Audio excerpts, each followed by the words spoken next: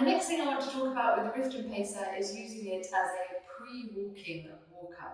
So especially with our very young clients who might be just about to get their first ever standing frame. Well, we just discussed all the ways that we can use the Rifton Pacer as a standing frame. We can use it as a passive or a dynamic stander or anything in between, and for so much more than just a gait trainer. So if you have a child who's thinking about maybe getting their first standing frame and you think, but they might have some walking ability as well, then maybe you might want to think about the Rifton Pacer for them.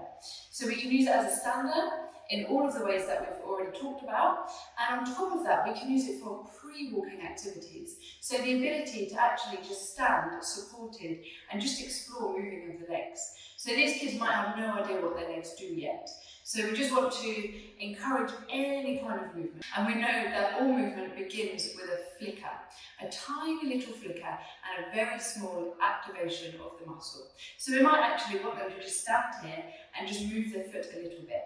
And we might do a little bit of tickling or putting our hand on the muscles to try to get some stimulation and get those neuroreceptors activated so they can bring the foot up and work the muscles. On top of that, you might want to do different textures and different temperatures and lots of sensory activities with their feet. This might be playing with toys with their feet, they might be kicking balls. Here I've got some putty which I've used to press our feet in and make footprints before, and all of these things, any kind of flicker leads to those consistent movements.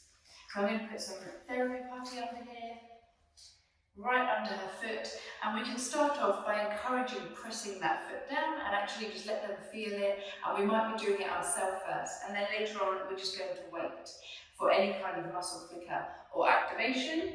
And later on, if we get any kind of foot up movement, that in itself is weight shifting of the pelvis, and that starts to walk later on. It starts to produce that reciprocal walking movement much later on.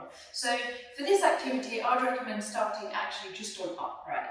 For walking, we might want to increase that angle into prone to allow for some propulsion, but actually right now it's good for them to be able to look, to see what's at their feet, to have nothing in their way, and to just explore moving of their feet. And then later on we can do kicking balls, leaning on one side and bringing one foot up, and all of these different activities, and that will hopefully lead to walking in the long term, where we will want to change the position of the walker. I hope you found this useful.